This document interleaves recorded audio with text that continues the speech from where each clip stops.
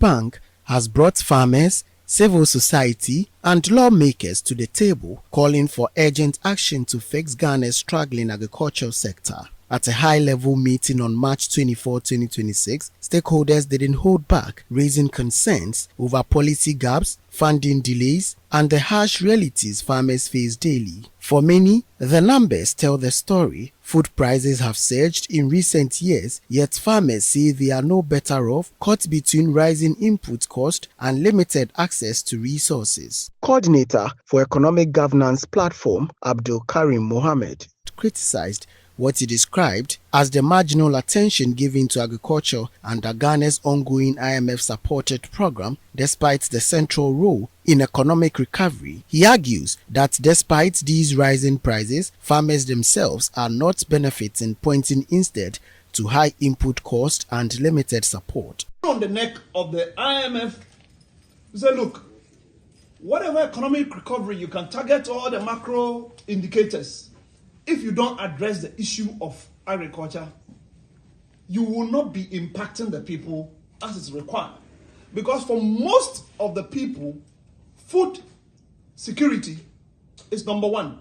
The SCA service has done so many studies and they have confirmed that on the average, the Ghanaian spends, which is rather very, as Winnie said, is shameful, that we spend about 40% of our income on food.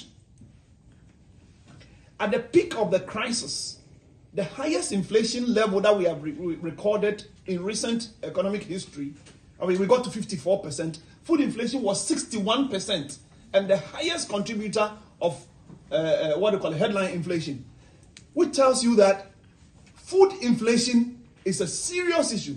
Now, one would assume that when food prices were that high, farmers were enjoying a windfall.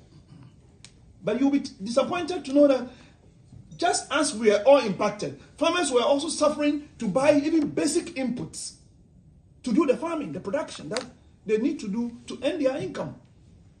Then we also found out that many of these smallholder farmers themselves are food insecure.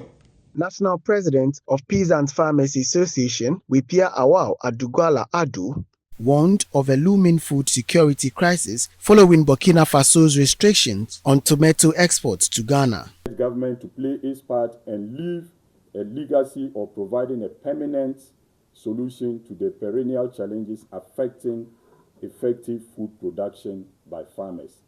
And this is a statement from the Peasant Farmers Association. It's very crucial to us. As I speak, we're talking about the rice glut. We still have a lot of paddy rice sitting in warehouses. There's a lot of maize. You come to Western region, we have a lot of cassava in the cassava growing areas, and so on and so forth. So if government doesn't act urgently, what it means, like I stated, we are heading towards a food security crisis, and we not want the government to go on this tangent, because the food component is what has been contributing so much to bring down inflation, of which the government is celebrating. So if we are to sustain this, then the agriculture sector must receive the needed attention. According to him, the moment demands more than short-term fixes. It requires a deliberate shift towards supporting local production through irrigation, storage infrastructure, and targeted investment to key crops. Agricultural economist Dr. Ashwini Sebastian outlined ongoing efforts by the World Bank and partners to stabilize the sector, including a $20 million intervention funded by the Dutch government to boost domestic tomato production, improve storage and strengthen supply chains through the West Africa Food System Resilience Program. Funds from the Norwegian government, just about $1 million. It's not a lot, but it can do a lot in tomato.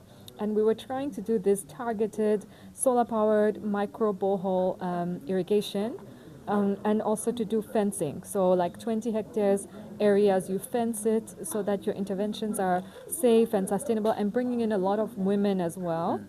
But we need to scale it up. It's just not enough. So the pilot attracted a lot of attention, and we're now getting a financing from the Dutch government that we're trying to bring in, Dutch Ministry of Foreign Affairs, because they also are big proponents of the FSRP program in general. So we are working on that 20 million, but we want to cluster those interventions and think about what is the proper irrigation that's sustainable to do it? Because we think if you target an area of, even just 1,000 hectares, you can even solve Ghana's tomato problem. It's not a big problem to solve. And we want traders to be safe. We don't, Burkina now, there's a problem. You know that even it's not only just tomato. If it's onion, you may have a problem. If it's coming from Niger, sometimes they also put bans. So horticulture for Ghana, I think, has to be invested in. But FSRP as a whole has $125 million available to invest in rice. 75 million of that is for irrigation. So we're waiting just to unlock some bottlenecks to move that part forward. The interventions include funding to boost tomato production, improve storage, and strengthen supply chain. Members of the Parliamentary Select Committee on Food, Agriculture and Cocoa Affairs at the meeting also pledged action, promising stricter oversight of agricultural funding and renewed attention to irrigation systems across farming communities. Don't take it light that as MPs when we come we listen. We came here with a clerk of parliament who is taking records, and we want to assure you that we'll push him to really bring all that we have heard here in a report that we will submit to the committee and do further engagements.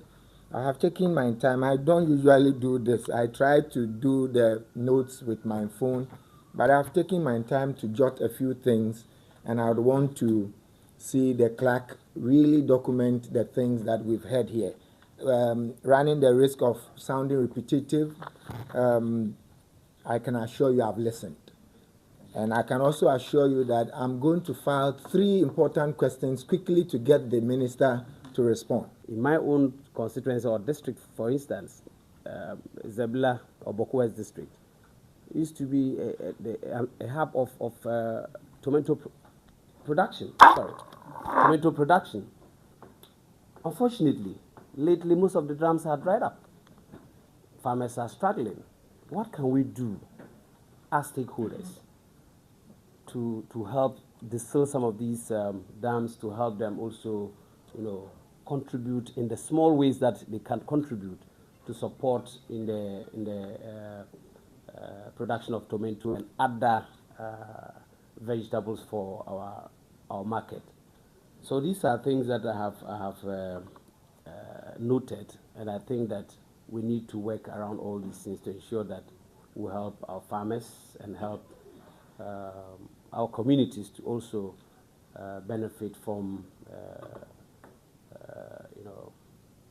the tomato value chain. Some participants at the engagement expressed their disappointment at the government's intervention to engage the Burkinabe government to reverse their tomato ban decision. Burkina Faso banning the trade of tomatoes from that country and the subsequent response of government through the Ministry of Trade, Industry and Agribusiness. While the association understands the government's decision to engage Burkinabe officials on the matter, it sees this as an opportunity for government to develop homegrown strategies and support farmers to increase production and ensure self-sufficiency.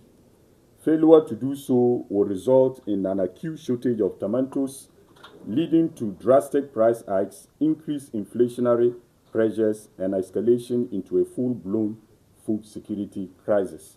There was a time a bank called True Credit. I don't know whether you've heard of it. This bank was pursuing us always. Whenever it's time for Ramadan, it will call. How many of your members need money? Because those days, 2011, 12, every farmer will go for 10,000 broilers within the salary you sell on, because no imported chicken. And you make your money. When you make the money the following week, you just go and pay. So the bank was happy. And they were following us, chasing us with money. We didn't need the money from government. But now that they are importing everything, you go to the bank will tell you your work is very risky. Because now they import everything. So we are pleading on the government to try and then engage the body. Let's do the right thing. Let's help our people. We can create the job. My brother, raised the issue about the 100 million Ghana cedi that was given to aggregators to mock the rice. From the onset, we indicate that, look, we don't know these people.